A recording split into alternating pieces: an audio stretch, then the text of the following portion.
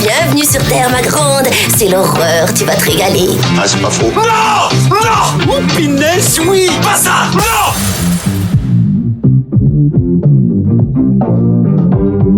Dites mon nom. Je vais appeler Internet et leur demander de me faxer les numéros de téléphone de toutes ces femmes. Merci. Écoutez, je dirai pas loin, comme ça, si c'est l'apocalypse ce soir, bip bip. Bonjour, c'est Clémence. Bienvenue dans We Love Série, le podcast signé We Love Cinéma qui s'intéresse aux séries cultes d'hier et d'aujourd'hui. Dans la collection du moment, on analyse X-Files, la série qui nous a fait frissonner dans les années 90. Et comme d'habitude, on prend notre temps pour creuser le sujet sur plusieurs épisodes. La semaine dernière, on vous parlait de Mulder, Scully et tous les autres personnages qui nous ont marqués. Aujourd'hui, on passe de l'autre côté de la caméra. On va s'intéresser à toute l'équipe qui a œuvré pour faire d'X-Files la série culte qu'elle est devenue. Et vous allez voir, ça en fait du monde. À mes côtés, pour explorer les coulisses de la série, j'ai le plaisir de retrouver Julien Dupuis. Salut Julien. Salut Clémence. Et Rafik Djoumi. Salut Rafik. Salut Clémence. Alors pour commencer ce passage en revue, on est obligé de commencer par le papa de la série, Chris Carter. Au début des années 90, Carter est engagé par la Fox pour développer de nouvelles séries télévisées. Et en 92, l'idée d'X-Files émerge. Il dîne avec le président des productions de la Fox qui s'appelle Peter Ross à l'époque c'est à ce moment-là qu'il lui explique qu'il voudrait créer une version moderne de la série Les Dossiers Brûlants. Ça, on en parlait dans l'épisode précédent. Oui, c'est ça, mais ça va être très compliqué. Et je crois qu'il a écrit 2 fois le pitch, ou il le présente 2 fois, non, c'est ça. Ouais, il y a une double présentation du pitch à la Fox, et X-Files n'est pas du tout destiné à avoir le destin que la série va avoir. C'est-à-dire que c'est quand même une relative petite série. Ça se sent notamment au niveau des effets spéciaux. Puisqu'on parle de l'équipe, j'en parle un tout petit peu maintenant, mais je veux dire, le travail de Matt Beck, je crois que c'est son nom, qui s'occupe des effets spéciaux visuels, ou Toby Lindella qui lui s'occupe des effets spéciaux de maquillage, les mecs ils travaillent avec des bouts de ficelle. Ça va évoluer ensuite, et surtout quand la série va migrer en Californie. Là notamment, il y aura John Vulich aux effets spéciaux de maquillage, qui est lui pour le coup un super bon technicien, qui fera du très bon travail. Mais auparavant, les gars, ils bricolent avec ce qu'ils ont, et ils ont finalement pas grand chose. Matt Beck, c'est intéressant parce que c'est vraiment l'époque aussi X-Files où le numérique commence à se démocratiser très légèrement à la télévision. Et lui, il va en faire un usage très habile. Il y a beaucoup des fixes de X-Files qui seront d'ailleurs refaits pour l'exploitation en haute définition ultérieurement, d'ailleurs, parce que c'était calculé en basse def, en tout cas la définition de la diffusion télévisée à l'époque. Mais il y a beaucoup des fixes qui sont juste des effets spéciaux 2D. C'est-à-dire qu'il n'y a pas de 3D. Ils étirent des choses, des éléments, et quand ils incrustent aussi des éléments, c'est des choses très, très extrêmement basique. Et il y a un autre truc aussi qui est qu'ils vont commencer à comprendre à quel point les effets peuvent aider dans la production même de la série. C'est-à-dire que parfois les comédiens, il y a une scène notamment où Mulder doit se retrouver à Las Vegas. Évidemment, ils tournent au Canada, ils peuvent pas aller à Las Vegas, ils n'ont pas les moyens.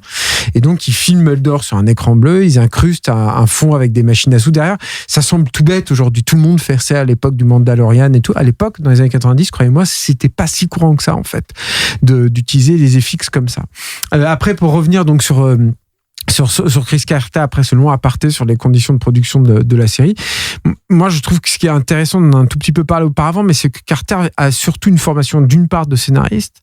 Il va avoir des ambitions de réalisateur, je trouve, qui vont s'accroître à mesure que la série avance, jusqu'à des épisodes comme Triangle qui sont entièrement filmés en plan séquence, qui sont c'est l'ambition de dingue, quoi, qui montre bien à quel point la série à cette époque-là avait gagné ses galons en tant que production et aussi au niveau des moyens. Mais c'est surtout donc un scénariste, et surtout un scénariste de comédie. Il a fait ses armes notamment aux côtés de Jeffrey Katzenberg à Disney. Avant de rejoindre la Fox, et je pense que c'est pas un hasard, c'est-à-dire que le thriller, que ce soit le thriller policier ou horrifique, comme la comédie, sont des genres qui se définissent avant tout par leur maîtrise du rythme et du tempo. Donc d'une part, l'humour de Chris Carter va beaucoup nourrir X-Files, On en a déjà beaucoup parlé dans le 2e épisode sur le personnage de Mulder et la façon qu'il avait d'utiliser et d'exploiter l'humour, mais il y a des épisodes entiers qui ne sont construits que là-dessus. Je crois que c'est le shérif à l'écrou, qui est un épisode très rigolo, qui est où tu vois à la fois Mulder et après Scully. C'est le shérif à les dents longues. À les dents longues, peut-être, ouais. J'ai oublié le titre en VF, mais c'est le shérif à les dents longues, ouais, peut-être. Où t'as Mulder et Scully qui racontent la même histoire, mais tu vois le personnage de Mulder et le personnage de Scully à travers le regard de Mulder et à travers le personnage de Scully. C'est très drôle. Ça, c'est une vraie idée de comédie. Donc voilà, il vient de la comédie, mais il a aussi cette notion de rythme et d'effet de frayeur, d'effet de sursaut. C'est-à-dire que pour faire rire les gens et pour leur faire pousser un cri de terreur, finalement, les ressorts sont les mêmes. Et je pense que ça, c'est aussi très important. Et l'autre chose dont Rafik avait déjà parlé aussi sur les personnages, c'est que il porte en lui-même cette dynamique qui va créer les deux personnages en fait principaux de la série, Mulder et Scully. C'est-à-dire qu'il a à la fois ce côté extrêmement cartésien. Et quand tu le vois, pour moi, c'était ce gars avec ce casque d'argent là, avec ses cheveux blonds impeccables, toujours très posé en fait quand il te parle. Et en même temps, je pense qu'il a un truc en lui qui est fêlé, qui est un peu pété pour faire une série pareille. Et je pense qu'il y a une tension là-dedans. Et c'est une tension quand on parlera des films ultérieurement aussi. Je pense qu'il n'y a pas forcément le meilleur penchant de lui en fait qui a jailli par la suite, notamment sur le 2e film. Il y a aussi le fait que ce ne soit pas un véritable amateur de SF. Oui, à la base, la science-fiction, c'est pas forcément un truc qui le branche, mais qui du coup va paradoxalement aider à ce que justement X-Files prenne son spectateur par la main par rapport à certains concepts récurrents du genre. Là où un vrai geek SF ne se serait pas embarrassé de scènes d'exposition, d'avoir un personnage comme Scully justement qui est là pour faire le liant entre la science dure, on va dire, et la fiction. Lui, c'est plus effectivement un enfant de la fiction, c'est-à-dire il est beaucoup plus amateur de fantastique débridé, on va dire. Et c'est aussi un pur produit de l'école Stephen G. Cannell, qui est un producteur majeur c'est un peu le baron de la télévision dans les années 80, depuis il y a eu Columbo avant, mais dans les 80s, c'est les trucs genre l'agence Touriste, Riptide, toutes ces séries-là. Et d'ailleurs, je crois qu'il y a pas mal de scénaristes d'X-Files qui sont aussi des gens qui sont sortis de l'usine de Stephen G. Cannell. Voilà, donc c'est plus un raconteur d'histoire, on va dire, qu'un scientophile, ou je sais pas comment dire ça. Il y a un truc que je trouve intéressant par rapport à la création d'X-Files, puisque donc il a jamais été très clair sur la première source, parce qu'en fait à l'époque, avant de se lancer dans X-Files, il était sur une série de surf en fait, qui est une de ses passions, qu'il a essayé de monter en bon californien qu'il est, voilà. D'ailleurs. Et Cool Culture, ça devait s'appeler. Qui aurait qui a jamais vu le jour, mais il a jamais vraiment expliqué qu'est-ce qui a provoqué le déclic X-Files. Et j'avais une théorie qui a été tardivement confirmée. Il y a un bouquin qui est paru en 1991, écrit par un gars qui s'appelle Bill Cooper, qui s'appelle Behold the Pale Horse. Alors Bill Cooper, on l'appelle, les Américains l'ont surnommé le titan des Tin Hats, en fait, c'est-à-dire le grand Manitou de ceux qui ont un chapeau en aluminium, quoi, en gros de tous les paranos de la Terre. Et ce livre, Behold the Pale Horse, était une tentative finalement de cumuler plusieurs conspirations en une seule. Qui allait on va dire, de la commission trilatérale aux Illuminati, etc., avec les aliens, avec tout ça. Il se prétendait ancien agent de la Navy, a eu accès à des documents secrets, etc. Mais ce qui mettait ce que ce livre conspirationniste mettait en scène, c'était cette idée justement d'une coalition des gouvernements avec des extraterrestres, dont l'humanité était devenue plus ou moins le bétail, on va dire, quoi. Et il y a les éléments d'X-Files sont complètement posés dans ce livre qui est donc paru en 91, au moment où justement Chris Carter est censé commencer l'écriture. Alors il a fini par le lâcher, hein, qu'il a effectivement lu le bouquin et que ce qui l'a surtout inspiré, c'était le sentiment paranoïaque du livre. Mais la structure scénaristique de Behold the Pale Horse, pour moi, c'était déjà celle de X-Files, quoi. Et alors, faut dire qu'il a été aussi influencé par le scandale du Watergate. On en parlait dans l'épisode précédent. Sûr, évidemment. Il était adolescent à l'époque et ça l'a considérablement marqué et ça se ressent dans justement toute l'image qu'il a du gouvernement qui est corrompu finalement. Bah ça c'est chez les raconteurs d'histoire américains, c'est il y a eu bien sûr toutes ces séries de films des années 70 qui vont à cause d'un assassinat aux 3 jours du Condor, etc. Où en fait finalement les institutions ne seraient pas forcément ne travailleraient pas forcément pour le bien commun, et c'est quelque chose qui dans les années 80 a effectivement disparu parce que les États-Unis ont connu un élan de self-made man, de foi totale dans la bannière étoilée, dans les institutions, c'est les années Reagan où au contraire on se flatte de et le début des années 90, c'est le contre-coup en fait de cet élan exacerbé qui a fait partir le pays un peu dans un libéralisme assez sauvage et assez délirant. Et évidemment on arrive au début des années 90 avec des émeutes raciales à n'en plus finir, avec une guerre totalement injustifiée à l'époque, en tout cas contre l'Irak. Et on a un retour donc du coup de ce sentiment paranoïaque du public américain qui a toujours eu de la défiance vis-à-vis de l'État, mais aussi vis-à-vis de ses représentations fédérales. C'est là où c'est ambigu par rapport à X-Files, parce que X-Files met en scène le FBI, alors que le FBI n'est pas forcément, comme on pourrait l'imaginer en Europe, super bien vu aux États-Unis. Mais il est présenté comme un contre-pouvoir à l'intérieur même du FBI. C'est-à-dire que ils sont souvent seuls. Ils arrivent pas comme on voit souvent dans les films. Le FBI, c'est la cavalerie, quoi. Vraiment, littéralement, c'est la cavalerie. C'est-à-dire les mecs, ils arrivent, ils sont légion et ils sont armés jusqu'aux dents et tout. Eux, ils sont tous les deux, tout seuls, avec leur flingue, leur torche, leur lampe torche et puis leur badge, quoi. Et je pense aussi que c'est comme ça. Ils sont présentés. Il s'est permis de faire ce truc sur le FBI parce que rester à l'intérieur du FBI pour eux est un combat.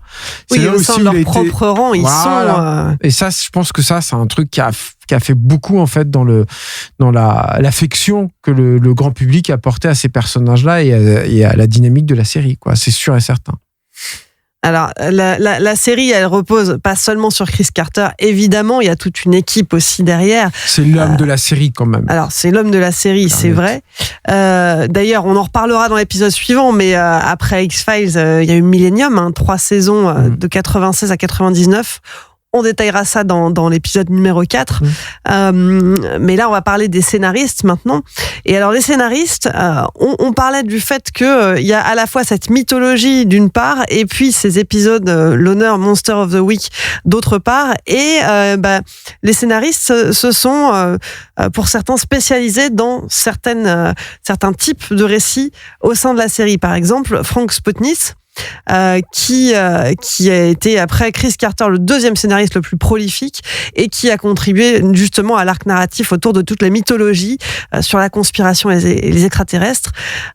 Il a été aussi impliqué dans l'écriture des scénarios des 2 films. On lui doit quand même 48 épisodes de la saison 2 à la saison 9. C'est trop. C'est trop. Alors c'est pas l'arc que vous préférez, enfin c'est pas la partie de la série que vous préférez, cet arc. Non, je pense que c'est un vrai moteur et c'est hyper fascinant de toute façon, quoi. Mais le truc c'est qu'en plus aujourd'hui c'est facile de juger ça de là, mais c'est vrai qu'on voit à quel point ça n'a pas amené à grand chose. Enfin, moi, je trouve, quoi. C'est-à-dire que la finalité, qu'est-ce qu'on retient au final de l'histoire de l'enlèvement de la sœur de Mulder? Qu'est-ce qu'on retient au final des hybrides, des enlèvements? C'était génial sur le moment. C'est pas le truc qui a le mieux vieilli, en fait, de X-Files. Moi, je trouve, en tout cas, quoi. C'est-à-dire que ça reste un domaine de la culture passionnant et qui sera. Et alors, c'est marrant parce que c'est un truc qu'on dit beaucoup depuis le début de ces épisodes là sur X-Files, mais encore une fois, ça a été un phénomène de société. Et par exemple, il y a un film dont ils vont beaucoup se moquer dans le premier film. Enfin, il y a Mulder qui va pisser sur l'affiche de Independence Day de Roland Emmerich. Mais je pense qu'Independence Day, il y a une partie de Independence Day qui est nourrie par X-Files, en fait, paradoxalement, ou en tout cas, qui partage les mêmes sources sur ses fascinations pour Roswell, etc. Et le truc, quand même, sur tout ça, c'est que X-Files a vraiment lancé aussi une mode, mine de rien. C'est-à-dire que t'as des trucs comme Dark Skies qui arrivent tout de suite après. Enfin, voilà. T'as quand même un truc où... et puis, moi, je me souviens qu'à l'époque, tout à coup, t'avais des émissions, même des prime time sur le film de Roswell, enfin, des trucs comme ça. Donc, il a réussi ça quand même. C'est pas rien. Oui, c'est ça. Il faut le rappeler parce que je cherchais la date, effectivement, mais la fameuse autopsie de Roswell, où on voyait Stan Winston, voilà. Le mec des effets spéciaux, Stan Winston qui a bossé sur Terminator 2. Voilà. Pour avec tous ces mecs, puis qui regardaient, qui disaient... c'est quand même drôlement bien fait. Ça me semble un peu trop bien fait pour l'époque. Et c'était en 95, donc effectivement, on était en pleine X-Files mania quand cette vidéo a commencé à circuler. C'est intéressant de reparler, de remettre le contexte où effectivement, t'avais des prime time télévisuels où tout d'un coup, on parlait de cette vidéo d'autopsie, on te la montrait sous tous les angles, en faisant intervenir des soi-disant experts qui t'expliquaient que ça ne pouvait pas être truqué, etc. Donc ouais, il y a eu un retour presque caricatural de l'ufologie. Mystère, vous rappelez Mystère. J'avais tellement peur de cette émission. Ah mais t'as pas, il faut pas. Il faudrait que je les revoie maintenant. Je suis pas sûr que ça ait bien vieilli. Ouais, mais ça a commencé un tout petit peu avant X-Files, mais c'est pareil, on était dans ce truc-là. Mais c'est pareil, on était dans ce truc-là. On avait vraiment envie. Mais oui, il y a eu ce film aussi en 2001 qui était clairement ultra référentiel, Évolution, avec David Duchovny dedans et Julianne Moore, donc une autre rousse qui quelque part remplaçait Scully et qui parlait de manière très parodique, mais d'invasion extraterrestre. Il mettait une bombe dans littéralement l'anus. Dans l'anus de l'alien. De l'alien à la fin. Ouais. Voilà, et les extraterrestres. J'avais rencontré David Duchovny à l'époque, d'ailleurs, à l'occasion de ce grand film. Il en avait rien à foutre, mais comme finalement, c'est un peu le personnage que t'attendais, donc tout allait bien. Oui. Et puis il faut parler, il y a Mars Attacks aussi, oui. qui dans la même période également a encore proposé autre chose, mais.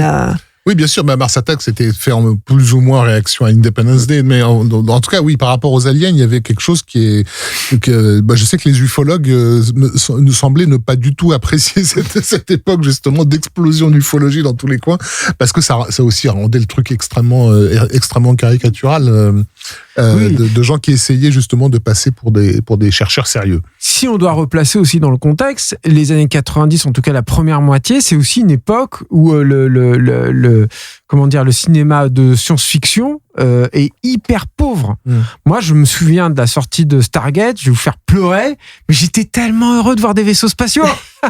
Et on n'en voyait plus, tu vois.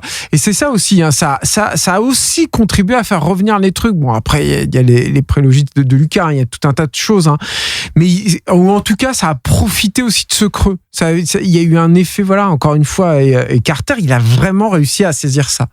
Au moins une fois dans sa carrière. C'est énorme, c'est gigantesque. Mais oui. Et alors, à côté des extraterrestres et des complots, il y a aussi ce qu'on appelait les loners, les épisodes solo. Et alors, ceux-là, il y en a beaucoup qui ont été écrits par un duo de scénaristes. On peut pas présenter l'un sans l'autre. C'est Glenn Morgan et James Wong. Ouais, très important, c'est clair. Qui au départ, écrivaient des scénarios pour 21 Jump Street, notamment. De Stephen J. Cannell. Voilà. Et puis, qui décident, ils ont été assez déçus, finalement, sur l'évolution de la série. Donc, ils quittent en 93 Cannell et ils rejoignent l'équipe de scénaristes d'X-Files et ils co-signent des scénarios qui font partie des épisodes les plus marquants dans les 2 premières saisons. Clairement. Compression, c'est eux. Projet Arctique, c'est eux. Le retour de Tooms, La main de l'enfer. Et leur style marque vraiment les premières saisons de la saga. Déjà, comme on le disait dans le premier épisode, il y a cet effet porte d'entrée dans un univers fantastique que finalement beaucoup de gens ont pu explorer. Donc évidemment, James Wong et Morgan, ils amènent avec eux tout leur bagage, en gros toute leur vidéothèque, quoi. En gros, c'est les geeks. C'est les gros geekos de la bande, quoi. Ouais. Donc on a vu The Thing, on a vu Shud, tu vois. Non mais c'est vrai, c'est clair. Cannibal Humanoid, je sais pas quoi, Underground, voilà, qui devient l'épisode l'hôte, voilà. Qu'est-ce qu'on a? On a dans Excelsius DI, on a une dame qui se fait violer par une entité invisible, comme dans l'Emprise. L'Emprise, oui, voilà. C'est eux aussi, Faux Frères Siamois, l'épisode Faux Frères Siamois. Non, je ne crois pas. Ça, c'est un de mes épisodes préférés. Qui est un mélange entre frères de sang et Fricks.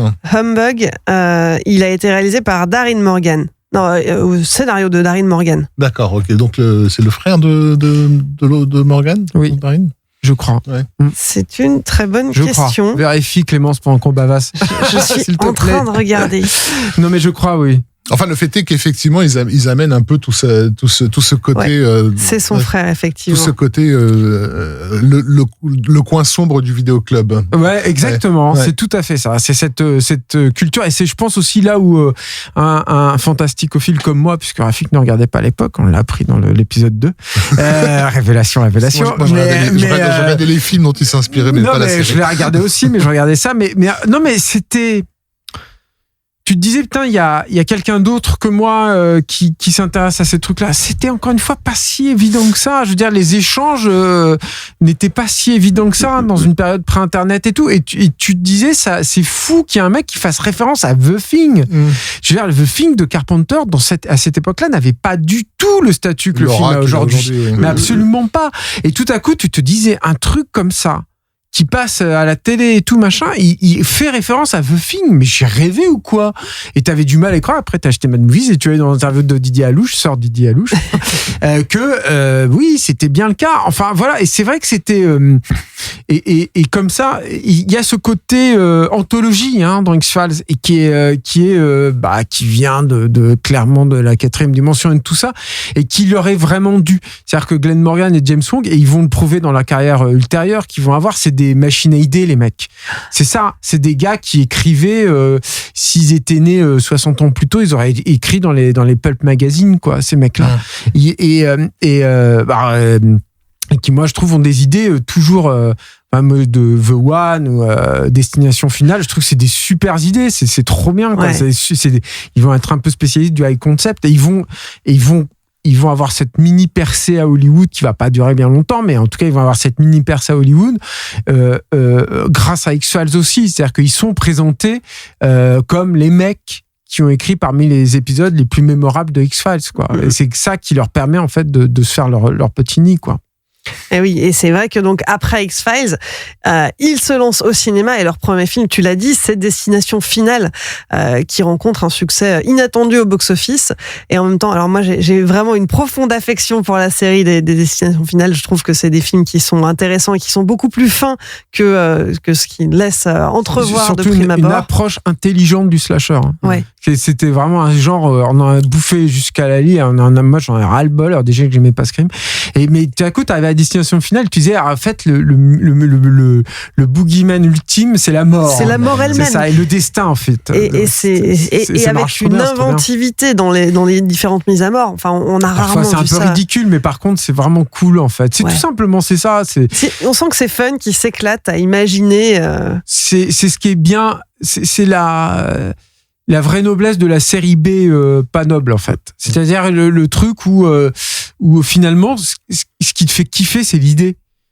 C'est pas tant le gore et tout ça, c'est sympa aussi, mais l'idée, elle est tellement fun. C'est ça, et c'était ça aussi dans leurs meilleurs épisodes de X-Files.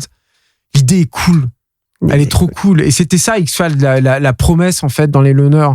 C'est d'avoir une idée cool, inédite, inattendue. Oui, et puis ils s'autorisent des choses qu'on n'a pas vues jusque-là. Par exemple, on n'en a pas parlé, mais dans la 4e saison, c'est l'ouverture de la 4e saison, si je dis pas de bêtises, qui commence avec un épisode qui s'appelle La Meute. Et c'est un épisode à la fois qui a été acclamé, mais qui a été aussi très controversé parce qu'il est extrêmement violent. Il est choquant. Ça parle d'inceste, ça parle de l'Amérique rurale profonde. C'est la colline à des yeux en version X-Files, littéralement. Et cet épisode, il n'a jamais été rediffusé à ma connaissance par la Fox après son premier passage à la télé. Je crois même qu'il n'avait pas viré des éditions à VHS aussi à une époque ou un truc comme ça.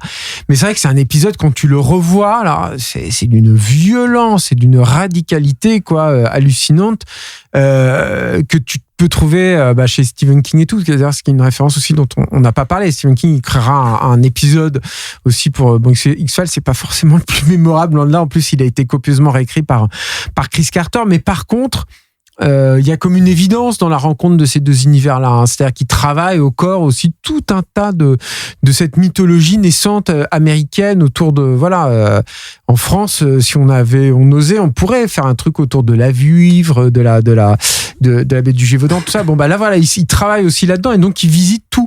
Et ça, l'épisode La Meute, qui est donc vraiment un truc sur le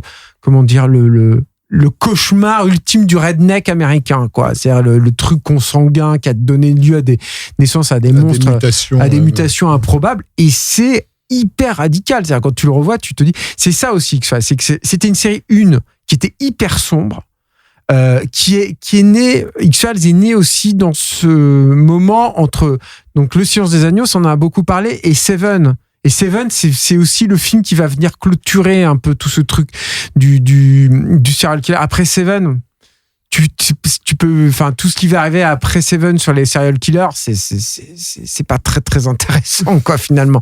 Et X-Files, finalement, ce qui a profité dans cet entre-deux, hein, dans ces deux marqueurs là du thriller, du film noir, X-Files va vraiment s'engouffrer là-dedans.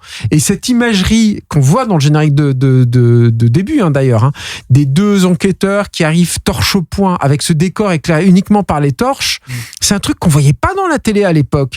La télé à l'époque, encore une fois, c'était tourné en Californie, pleine lumière, plein pot, plein de lumière dans tous les coins et tout. X-Files, ils arrivent, c'est dans les ténèbres, c'est dans les ombres, tout le temps, en permanence, et effectivement, parfois... La présence de la morgue dans une série policière, c'était pas forcément quelque chose dans lequel on aimait passer du temps. Là, on a des cadavres sculptés dans tous les sens, dont certains en état de décomposition avancée, qui effectivement va trouver sa forme définitive dans Seven, et hélas tous ces avatars suivants, quoi. Voilà, exactement. Alors, autre scénariste dont il faut qu'on parle, c'est Vince Gilligan. Bah oui. Lui, il a rejoint l'équipe en 96 et rapidement, il devient un des scénaristes les meilleurs de la série. Et lui aussi est spécialisé dans les épisodes monstres de la semaine. Le profil psychologique des personnages, c'est son truc. Il reste dans l'équipe jusqu'à la fin. Donc, il a gravi les échelons au fur et à mesure. Et il a écrit 30 épisodes, dont certains qui sont des grands classiques, hein. On les citait la dernière fois. La queue du diable, que vous aimiez beaucoup, Le shérif à les dents longues, Peur bleue, donc des épisodes plutôt humoristiques, et puis des épisodes dramatiques aussi. C'est lui à qui on doit Poursuite, ce fameux épisode qui se déroule donc en Californie, et pendant lequel Mulder... du pur Matheson, pour le coup, encore. Voilà. Du pur Richard Matheson. Donc, et c'est un personnage qui doit rester en mouvement, si mes souvenirs sont corrects, hein, qui doit rester en mouvement en permanence pour survivre, en fait. Et c'était... Pareil, ça faisait partie, c'est comme dans Triangle, en fait, qui est cet épisode tourné en plan séquence. C'était des trucs, c'est des principes de réalisation pas courants, finalement, encore à la télévision à l'époque. C'est-à-dire que la série, par définition, surtout à cette époque, c'est des choses récurrentes. C'est la récurrence, c'est ce qui revient tout le temps. Et là, tout à coup, non seulement c'est pas récurrent vraiment, enfin, X-Files, bon, encore une fois, il y a la mythologie, il y a le bureau, tout ça, mais il y a aussi, il y a ce truc-là de carrément un épisode en mouvement perpétuel. Dans une série télé, imaginez le cauchemar logistique de tourner un épisode comme ça dans les contraintes d'une série télé. C'est énorme, quoi. Ouais. Et puis avec cet épisode, on sort vraiment du cadre. Donc et il y a Bryan Cranston. Et il y a Bryan Cranston, justement. Alors, ça me déroule le tapis pour la suite parce que Bryan Cranston, donc on l'a découvert, on le connaît pour son rôle dans Malcolm, on le découvre sous d'autres traits en fait dans cet épisode de X-Files, et puis il se trouve que Vince Gilligan, on le retrouve plus tard sur une autre série.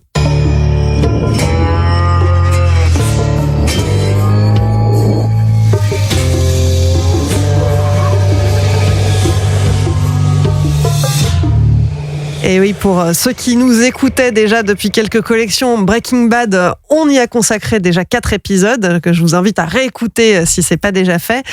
Et donc Breaking Bad a été créé par Vince Gilligan. Voilà, c'est le showrunner de la série. C'est lui aussi qui est à l'origine de la série dérivée Better Call Saul. Donc voilà. X-Files donne naissance à des rejetons plutôt talentueux. Ouais. Et il va aussi œuvrer sur le rejeton d'X-Files direct, qui est The Lone Gunman, Vince Gilligan. Absolument. Il co-crée The Lone Gunman avec un autre scénariste de la série qui s'appelle John Shiban. Et voilà, avec qui il co-crée donc cette série dont on reparlera dans l'épisode suivant. Et puis dernier scénariste qu'on peut mentionner, c'est Howard Gordon, qui a travaillé sur 20 épisodes et sur beaucoup d'autres séries depuis, à son compteur 24 heures chrono, Buffy, Angel, plus récemment Homeland. Voilà, donc encore un scénariste de talent. Mais même derrière la caméra, on n'a pas parlé de Rob Bowman, qui est le mec qui fera le premier film. Oui, sur les metteurs en scène. Sur le pool de scénaristes, il y avait quand même effectivement pas mal de choses à j'ai grillé une étape. Mais il m'a recadré là. Vous avez vu ça un peu, ça a été brutal. Comment ils étaient organisés. Parce que dans une interview, Chris Carter disait qu'ils avaient 3 tableaux en fait dans leur salle de travail sur lesquels il y avait les 3 sommets dramatiques de l'épisode. En gros, il faut qu'il se passe ces 3 trucs choquants, déstabilisants. Démerdez-vous pour que ça colle. Ensuite, les gars essaient de faire des traits, des lignes qui vont d'un des chocs à l'autre. Et effectivement, faut le dire, hein, X-Files, c'est une série choqueur. Hein. C'est-à-dire, c'est quand même une série qui est conçue dans l'idée de te laisser un peu bouche bée. En plein milieu d'épisode, tu croyais avoir suivi une certaine logique, et tu t'aperçois que c'est pas du tout ça. Et souvent, effectivement, des fins aussi un peu surprenantes, comme on en a souvent dans les films fantastiques où ça se termine jamais, c'est-à-dire ça c'est jamais résolu. Donc il y avait ça, et que l'inspiration des scénaristes venait en fait de 3 choses bizarres. Il y avait l'idée de l'image bizarre, c'est-à-dire une simple. Tu nous parlais de cet épisode qui t'avait traumatisé de bûcheron. Quand vient la nuit. Voilà, fécondé par des insectes. En fait, c'est une image. C'est vraiment un truc.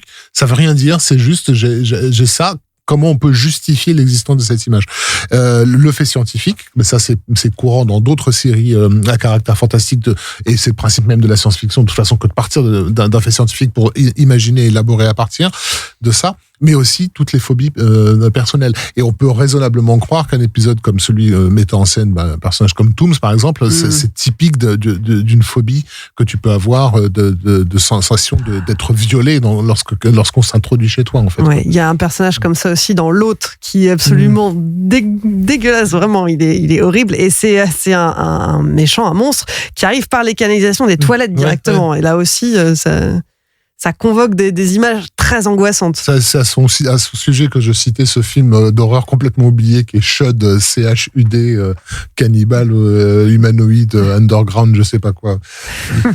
Alors, on a parlé des scénaristes, il faut parler aussi des réalisateurs, à commencer par David Nutter. X-Files a lancé sa carrière, il s'est fait connaître en réalisant 15 épisodes de la série, dont certains grands classiques qu'on a déjà cités ici, Projet Arctique, Le Retour de Tooms, Le Fétichiste, Voyance par procuration. Après ça, il s'est spécialisé dans les pilotes de séries, donc il en a réalisé plein.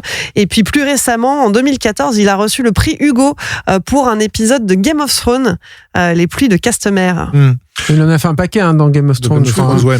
Il en a fait 9, quoi. C'est un personnage intéressant, en fait, Nutter, et justement, il y a un mini-doc de Game of Thrones qui lui est entièrement consacré et qui te montre à quel point c'est un sale angoissé de la vie, en fait. C'est un obsessionnel, c'est un type qui, effectivement, est souvent très, très préparé quand il arrive sur ces plateaux, et il faut voir, évidemment, on se lance pas dans la réalisation d'un épisode de Game of Thrones si tu sais pas où tu vas, quoi. Mais c'est un personnage curieux parce que je trouve qu'il a jamais montré de désir particulier d'être autre chose qu'un mercenaire de la télévision. Mais il se coule dans les séries comme ça. Ce serait difficile de qualifier son style ou ses obsessions ou quoi que ce soit. Son style, en fait, c'est un vrai mercenaire. Fait, comme tu l'as dit, quoi. Il fallait le tenir. Il est efficace. Voilà, c'est ça. Il est très efficace avec les budgets, ça c'est évident. Mais il sait quand même donner de l'ampleur à ce qu'il filme. Et on l'a parlé dans le tout premier épisode. Les tournages à Vancouver de X-Files vont vraiment utiliser à fond et très intelligemment la topographie des lieux jusqu'à créer une véritable identité stylistique, en fait, qui va être et c'est pas si courant dans les séries télé de l'époque, qui va influencer le cinéma. C'est-à-dire qu'on filmera les agents du FBI comme X-Files les a imposés d'une certaine façon. Alors, autre réalisateur qui lui aussi a son lot d'épisodes sous le coude, c'est Rob S. Bowman, à qui on doit 30 épisodes, qui a travaillé avant ça sur Star Trek La Nouvelle Génération. Et c'est lui qui va chercher Chris Carter pour rentrer en fait sur X-Files. Ouais. C'est peut-être ce que tu voulais dire, Clément, si je t'ai coupé la parole comme un cochon. Non, pas du tout. Et il va chercher en fait Chris Carter. C'est lui qui le démarche. Et lui, c'est. Est-ce qu'on peut juste préciser vas-y. D'où vient Rob Bowman, de quelle école a été formé, puisqu'il a bossé d'abord pour Stephen J. Cannell. Enfin, genre tout ce pool, ils viennent vraiment d'un endroit très identifié, la télévision américaine. Et lui, il est connu pour être hyper. Alors c'est pareil, mais d'une efficacité terrassante en fait. C'est la machine de guerre apparemment sur les plateaux. Ce qui est marrant marrant ou pas, mais c'est que c'est un peu comme James Bond et Glenn Morgan, c'est que il y a quand même, alors ça va pas très loin, mais il y a une toute petite école X-Files qui infuse dans le cinéma fantastique dans les années qui suivent. C'est-à-dire que lui, évidemment, il fait le premier film, mais il fait aussi un truc comme Le Règne du Feu, qui est pas resté complètement dans les mémoires et tout, mais qui, mine de rien, a quand même un peu marqué les cinéphiles à son époque parce que il travaillait au corps des imageries et des imaginaires qui finalement n'étaient pas bien servis au cinoche, qui est un truc mélange de post-apo guerrier avec de la fantaisie et des dragons. Et avec des gros dragons. Et comme moi, on a eu beaucoup de manques sur les vaisseaux spatiaux dans les années 90, au début des années 2000. Tu te dis, mais où sont les dragons? C'est-à-dire, c'est pas Cœur de Dragon qui va me satisfaire. Je veux du dragon. Et t'avais Le Règne du Feu. Que, depuis la sortie de Jurassic Park, tous les fans de fantasy attendaient de voir des vrais dragons méchants au cinéma. On n'en avait pas. Donc, on avait effectivement Philippe Noiret dans Cœur de Dragon. Qu'est-ce qui fait la voix du dragon? Il faut expliquer, en fait. Et effectivement, le film de Bowman a été un souffle. Et puis, en plus, il a ressuscité un dragon qu'on aimait bien, qui était Vermitrax péjorative du dragon du lac de feu, plus ou moins redesigné. Exactement, mais qui était très beau, fait par Miles Steve. Et puis, il y avait aussi un autre truc, si tu veux, dans mine de rien, enfin, c'est un détail, mais il y avait un hommage à Star Wars dans Le Règne du Feu, qui était plutôt bien vu. Et à une époque où finalement tu faisais pas tant référence à Star Wars que ça vient juste un petit peu avant. Et mine de rien, le fait que ce mec-là fasse référence à Star Wars de cette façon-là, dans ce film-là, il fait partie de la famille, je sais pas comment dire, mais il y a un truc où tu te dis on a la même culture en fait. On a vibré avec les mêmes choses quoi. Et je pense que a posteriori aussi, tu peux te dire c'est pour ça aussi que ces épisodes de X-Files étaient réussis. On parle pas d'Electra, on est d'accord. On parle pas d'Electra. Mais on parlait de cet épisode tout en mouvement qui est Drive avec Cranston et scénarisé par Gilligan. C'est Rob Bowman aussi. Donc cette efficacité de mise en scène assez percutante pour pour la télévision, c'était par exemple, un peu inédit. Tu vois, je me souviens que pour le film des X-Files, il se réclamait de John McTiernan, le mec. C'était pas évident, c'était pareil, c'est comme The Thing, en fait. C'était pas du tout évident à l'époque de la sortie de X-Files de se réclamer de McTee pour la mise en scène, de considérer que l'auteur de Piège de cristal et de Last Action Hero était un auteur dont on pouvait qui avait créé une école, en fait. Voilà, un style. Bon, alors après, est-ce qu'il a réussi à répliquer ce style-là et tout ça, c'est un autre débat. C'est pas, non, bien sûr que non. Mais c'est un autre débat à la limite. Mais je veux dire, encore une fois, ce qui est intéressant dans le passage en revue de toute cette équipe-là, c'est que tu te dis, ils étaient nourris de tous ces trucs-là, et quelque part, ils t'ont fait partager leur amour pour tous ces trucs-là. Ils ont aussi contribué à anoblir tous ces gens-là, tout ce pan de la culture-là, qui aujourd'hui, c'est considéré comme acquis, qu'on fasse des hors-séries de magazines là-dessus et tout. Alors, un mot pour terminer sur le dernier réalisateur, celui qui a réalisé le plus d'épisodes de la série. Il en a 52 au compteur, c'est Kim Manners, qui lui arrive sur la série par l'intermédiaire de Morgan et Wong. Il les avait rencontrés sur 21 Jump Street, donc à nouveau Cannell. C'est vraiment le vivier finalement de talent d'X-Files à l'époque. Et donc il rejoint la série en 95 avec l'épisode La main de l'enfer.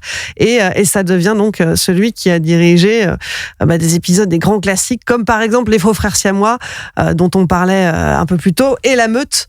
À nouveau cet épisode donc très choquant. Et il travaillera sur Supernatural qui est un dérivé aussi pour moi, en tout cas c'est un des petits enfants en fait de X-Files, je pense.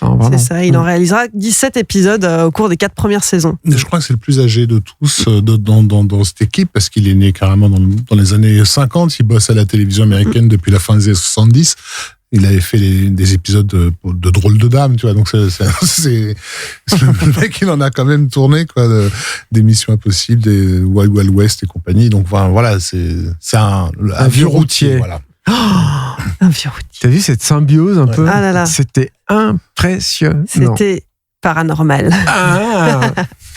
Alors, on va terminer cet épisode avec... je voudrais qu'on fasse un petit debunk, parce que depuis le début de l'année, dans notre générique, vous entendez un extrait qui ressemble à ça. Je vais appeler Internet et leur demander de me faxer les numéros de téléphone de toutes ces femmes. Donc, cet extrait, il est tiré du 6e épisode de la saison 3, un épisode qui s'appelle Meurtre sur Internet. On est en 96 quand il sort, et... Alors, ce qu'il faut expliquer quand même, c'est que non, Scully n'est pas stupide et elle va pas appeler Internet. C'est une erreur de traduction. À l'époque, on sait pas très bien encore en France ce que c'est qu'Internet. Ça arrive tout juste. Les jeunes comme ça, ils comprennent à quel point ce qu'on a vécu. Voilà. Mais dans la version originale, Scully explique qu'elle va call the online service and have them fax us the telephone number of all these women. Donc, elle va appeler en gros un service qui va lui donner les noms des femmes assassinées. Mais donc, en tout cas, elle ne va pas appeler Internet. Voilà, ça me semblait important de replacer les choses dans leur contexte. Plus intelligente que ça, Scully, quand même. Merde. Voilà. Respect, quoi. Et je pense qu'on va conclure sur cet épisode sur ça. Mais ne soyez pas tristes, c'est pas fini. On se retrouve la semaine prochaine pour un dernier épisode. De quoi est-ce qu'on y parlera? Je sais pas, Clémence, tu veux parler de quoi? On va y parler des revivals controversés de la série. D'accord. Les 2 dernières saisons qui auraient peut-être mieux fait de ne pas exister vraiment. On va parler de ça, peut-être des films. Ce serait bien de parler des films. On n'en a pas vraiment parlé non plus. Tout à fait. Des spin-offs et de Millennium aussi. Et puis de ce que la série a laissé derrière elle dans notre culture de manière plus générale. Voilà, on a encore du pain sur la planche. C'est clair. Julien Rafik, merci de m'avoir accompagné pour le 3e épisode de cette collection. Merci Clémence. Merci Clémence. We Love Série, c'est fini pour aujourd'hui. Pour suivre les prochains épisodes ou réécouter celui-ci, rendez-vous sur welovecinema.bnp-paribas et sur vos applis de podcast. Nous, on se retrouve mardi prochain pour la suite de cette collection consacrée à X-Files. À très vite.